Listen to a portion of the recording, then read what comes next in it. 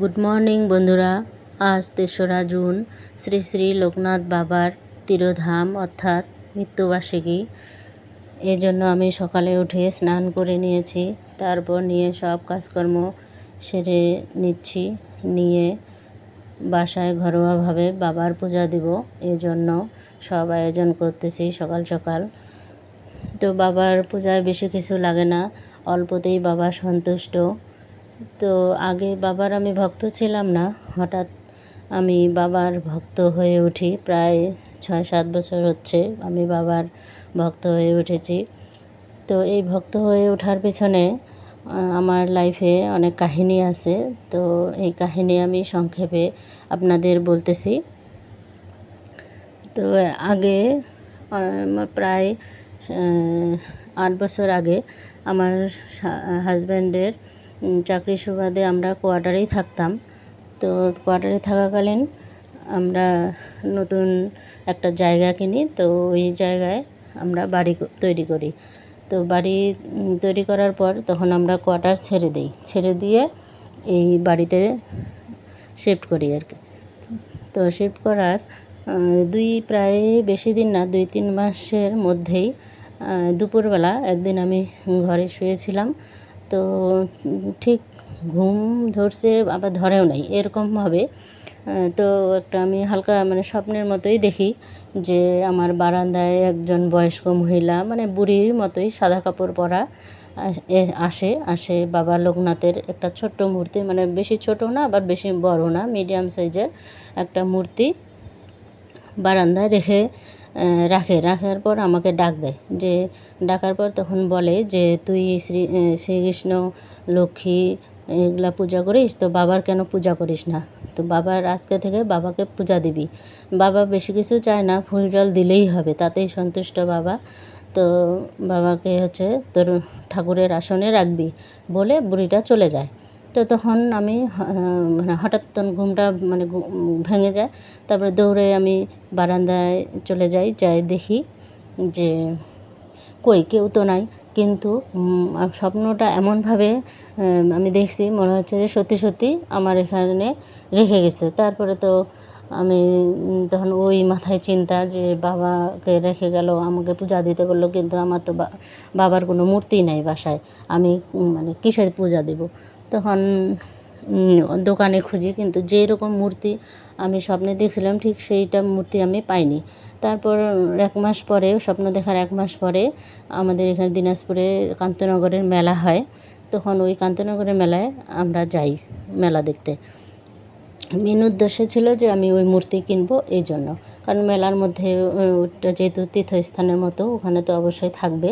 এই জন্য আমরা তখন আমার হাজব্যান্ড, আমার ছেলে মেয়ে সহ গেছি মেলায়। সকালে গেছি, সারাদিন ছিলাম।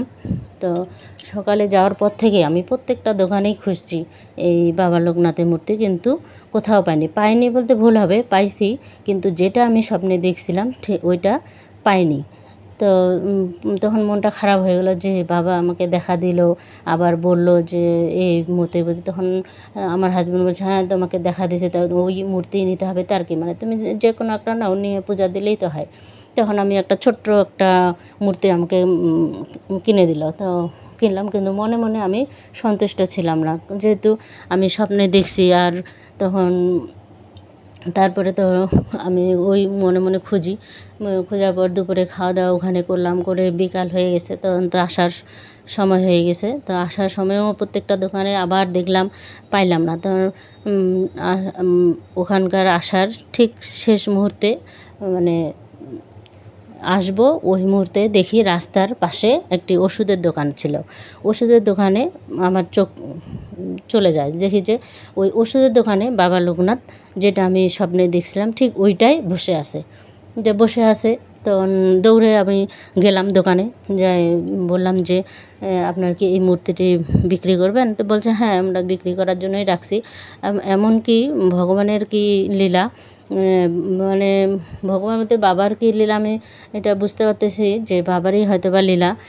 না হলে দোকানে এত মূর্তির দোকান দেখলাম, কোথাও পেলাম না, কিন্তু ওই ওষুধের দোকানে শুধু ওই একটি মূর্তিই ছিল, এবং আমি যেটা স্বপ্নে দেখছি ঠিক ওই মূর্তিটাই ছিল। তারপরে তখন তো আমার মন খুব খুশি। তখন ওনাকে বললাম যে কত নেবেন, তো 200 না 250-র মতো চাইলো। আমি আর তখন দরদাম করি নাই। তো আমি মূর্তিটা নিয়ে নিলাম। নিয়ে তো আমার মন খুবই খুশি যে যাক, আমি যেটা স্বপ্নে দেখছি আমি ঠিক সেটাই পাইছি। তো নিয়ে তখন মেলা থেকে আমরা আবার চলে আসলাম বাড়িতে। আসার তখন মনে হয় 1 সপ্তাহের মধ্যে আমি ব্রাহ্মণ দিয়ে ওই বাবাকে আমার ঘরে ঠাকুরের আসনে প্রতিষ্ঠা করি। প্রতিষ্ঠা করলাম এবং পাড়া প্রতিবেশীকে খিচুড়ি খাওয়াইলাম।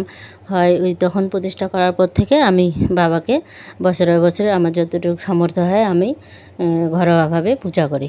এই হলো আমার মানে বাবার আসার কাহিনী। তো তখন আমি বাবার যে অনেক মহিমা আছে সেটা আমি পদে পদে প্রমাণিত পাইছি। আমার লাইফে অনেক ঘটনা ঘটে গেছে। বাবাকে স্মরণ করার পর অনেক বিপদ থেকেও মুক্তি পাইছি। তো তারপর থেকে আমি ঘরে ওই মূর্তি রাখছি আর বাবাকে প্রতিদিন ফুল জল দিই আর বছরে বছরে এইভাবে পূজা দিই। তো পূজা তো এই হলো কাহিনী বাবার।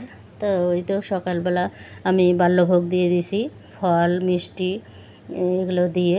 বাবার প্রিয় প্রসাদ মিছরি, সন্দেশ, তালের শাঁস, তারপরে আম, এগুলোই দই, এগুলো দিয়ে আমি দিয়ে দিছি। তারপরে এখন দুপুরে যে দেখলেন রান্নাবান্না করলাম 5 রকমের ভাজা, সবজি, খিচুড়ি, চাটনি, পায়েস এগুলো দিয়ে আবার দুপুরে বাবাকে অন্নপ্রসাদ দিচ্ছি।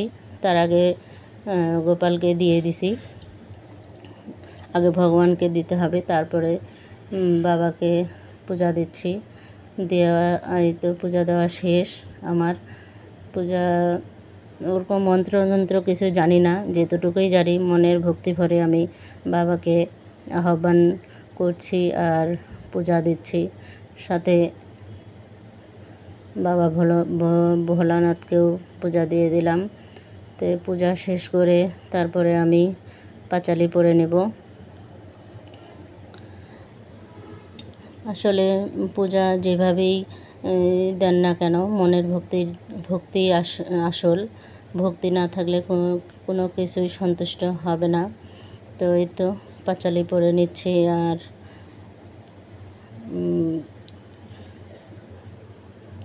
বাবা কেন, যে কোনো ঠাকুরকে আপনি মন থেকে যেভাবেই ডাকেন না কেন ঠিক সাড়া দিবেই, যদি আপনি মন থেকে ডাকেন।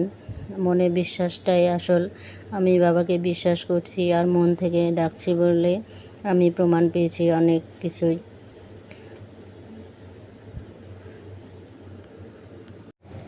বাবাকে মন থেকে ডাকলে যে বাবা সাড়া দেন তা প্রমাণ পাইছি আমি। আমার শাশুড়ি একবার হঠাৎ অসুস্থ হয়ে পড়েন, মানে আমার শাশুড়ির ডায়াবেটিস ছিল। তো তখন ওনার হঠাৎ করে ডায়াবেটিস নীল হয়ে যায়। তো নীল হয়ে যাওয়ার কারণে তখন আমার দেবরের কাছেই ছিল। তো আমি শোনার পর কোনো কিছু আমার মনে ছিল না, দৌড়ে আমি সরাসরি বাবার কাছেই চলে গিয়েছিলাম। যাই বাবার পায়ে পড়ে বাবাকেই ডাকছিলাম বারবার। যে কোনো কিছুই আমার মনে ছিল না, শুধু বাবাকেই স্মরণ করতেছিলাম আর বলছিলাম যেন এই যাত্রায় যেন আমার শাশুড়ি ঠিক হয়ে যায়। তো বাবার কি কৃপা, সত্যি সত্যি ডায়াবেটিস যে নীল হয়ে গেছিলো, মুখ দিয়ে ফেনা ওনার বের হচ্ছিল একেবারে নীল। তো উনি বাবার কৃপায় সত্যি সত্যিই বেঁচে যান। এখন হয়তো বা অনেকে মনে করবে যে হ্যাঁ এটি, কিন্তু আমার কাছে মনে হয় যে কৃপা ছাড়া কখনোই সম্ভব না। তো এটা একটা প্রমাণ। তারপর থেকে আরও ওরকম ছোটোখাটো অনেক প্রমাণ পেয়েছি আমি। তখন থেকেই বাবার আমি খুব বড় ভক্ত কিনা জানি না, তবে ভক্ত। এই তো পূজা পার্বণ শেষ করে পাঁচালি পরে সবাইকে প্রসাদ দিয়ে তারপরে আমি চলে আসলাম মন্দিরে। এখানে বাবা লোকনাথের মন্দির প্রতিষ্ঠা করছে, কয়েক বছর হচ্ছে। তো এই তো এটা হচ্ছে শ্মশান মন্দির। এখানে কালী, মা কালী আছে, শিব আর বাবা মন্দির আছে। তো আসে দেখি এত ভিড়, আর আমি ঠিক পূজার মানে শেষ হয়নি তার আগে মুহূর্তে চলে আসছি। আসে দেখি যে পূজা শুরু হয়ে গেছে, এই জন্য আমি তাড়াতাড়ি করে মন্দিরে প্রবেশ করলাম। তারপর প্রসাদ দিয়ে দিলাম, দিয়ে তো অঞ্জলি দেওয়ার জন্য দাঁড়িয়ে আছি। এদিকে ব্রাহ্মণ পূজা করতেছে, আর এদিকে আমরা সব অনেক মহিলা পুরুষ সবাই একত্রে অপেক্ষা করতেছি হাতে ফুল বেলপাতা নিয়ে অঞ্জলি দেওয়ার জন্য। মন্দিরটা অনেক বড়। এই শ্মশানে অনেক এখানে হচ্ছে 3 রকমেরই ঠাকুর আছে। আর এটা আশ্রমপাড়ার এক লোক প্রতিষ্ঠা করছে, বাবা লোকনাথের দিয়ে ভালোই করছে। আগে ঠাকুরগাঁয়ে ছিল না বাবা লোকনাথ মন্দির। তো অঞ্জলি দেওয়া শেষ হয়ে গেছে, এখন সবাই একে একে প্রণাম করতেছি, প্রণামই দিচ্ছি। দিয়ে মন্দিরের ভিতরে আমি প্রবেশ করলাম, করে প্রণাম করলাম, আগরবাতি জ্বালিয়ে দিলাম। এই যে আমি মন্দির থেকে বের হচ্ছি, এক এক করে সবাই বের হচ্ছে। তারপরে তো ব্রাহ্মণ যজ্ঞ করবে, যজ্ঞ করার জন্য সব জোগাড় করে নিয়েছে ট্রের মধ্যে। তো যজ্ঞ আপনারা যজ্ঞ করা দেখেন।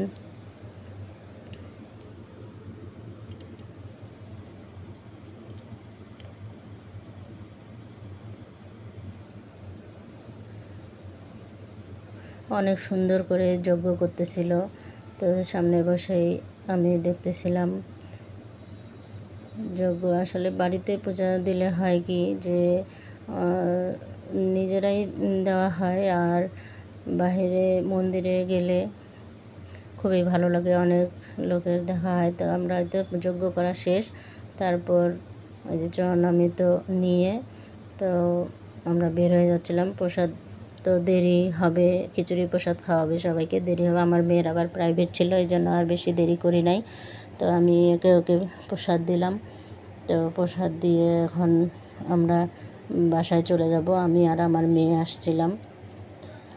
তো প্রত্যেকটা পূজা, যে কোনো পূজার মন্দিরে আসলে খুব ভালো লাগে, মন পবিত্র হয় এবং খুব শান্তিও লাগে মনে পূজা পার্বণ করলে। তো আজকের ভিডিওটা এই পর্যন্তই, বেশি বাড়াবো না। তো আগামী ভিডিও দেখার আমন্ত্রণ জানিয়ে শেষ করছি। এদিকে আবার আমার মেয়ের খুব গরম লাগছে, এই জন্য ও বলতেছে মা আইসক্রিম খাবো। তো ওকে এই যে আইসক্রিম একটা কিনে দিলাম, দিয়ে ওরা বাড়ি চলে এলাম। টাটা।